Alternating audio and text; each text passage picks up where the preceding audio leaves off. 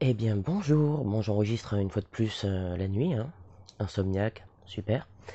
Et j'ai choisi de faire une vidéo sur le thème de la discrimination littéraire. Chose que je me suis rendu compte que j'ai fait pendant pas mal d'années.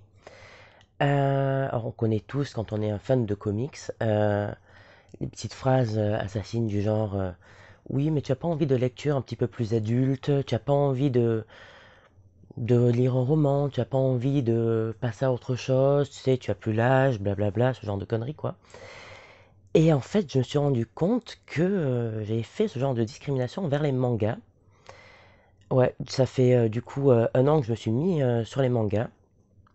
Et en fait, c'est la même chose, manga, comics, romans, ça reste de la littérature, ça reste une possibilité de t'échapper, de penser à autre chose, de changer les idées, quoi. Ça reste des histoires sympathiques. Et du coup, en fait, c'était le dessin au début que j'accrochais pas. Parce que j'avais une impression que c'était pas fini en fait. Euh, Ils se ressemblaient un petit peu tous, pas de couleurs, ce genre de trucs. Et en fait, du coup, j'ai découvert vraiment le manga grâce à un jeu concours sur Instagram, sur le Instagram de Andrew Gray, qui m'a fait gagner du coup ce manga, mon premier manga, qui est super sympathique et qui en plus est en couleur. Je ne savais pas que ça existait. En plus d'être en couleur, c'est une autobiographie. Donc avec beaucoup d'humour. Et du coup, petit à petit, j'ai commencé à me dire, ouais, ben, je vais peut-être passer à autre chose, essayer de découvrir un petit peu d'autres mangas et ne pas rester justement au cliché que j'avais, ouais, c'est pas fini, ils se ressemblent tous, etc. quoi. Et du coup, parce qu'en fait, c'est le même blocage que j'avais avec le comics, enfin le dessin du coup des comics Hellboy. Je n'ai jamais voulu en lire à cause des dessins parce que je les trouvais moches. Et au final, ben, j'ai lu le premier tome, première intégrale, et ben au final, le dessin est quand même efficace, c'est l'histoire de toute façon qui importe. Il n'y a pas de coupure dans le rythme. Donc voilà, en fait, ce que je reprochais au comics Hellboy, c'est un petit peu ce que je reprochais au manga. Ouais, c'est un petit peu tordu. Et du coup, depuis 1 an, je suis tombé un petit peu dans le manga, la découverte, etc. J'ai pas pris trop de risques. J'ai commencé avec le manga Sakura, que je connaissais de la série. Et vu que j'aimais bien la série, je me suis dit, ben, j'ai commencé avec celui-là et on va voir. Au final, j'ai accroché avec celui-là. Je me suis lancé sur Pokémon, tant qu'on y est. Ensuite, j'ai découvert Kingdom Hearts, la version manga. Et bah, j'ai aucun regret en fait.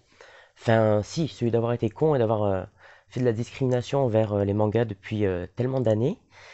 Et je remercie aussi énormément un ami qui est fan de manga et qui, du coup, m'a fait un petit peu voir les choses différemment. Donc du coup voilà, après j'ai poursuivi mes découvertes des mangas classiques, on va dire, je suis passé au yaoi, enfin des histoires plutôt sympathiques. Et ben, en fait c'est pareil, c'est exactement la même chose que les gens qui font la distinction entre, comment on dit déjà, entre les romans grand public et l'homo-romance.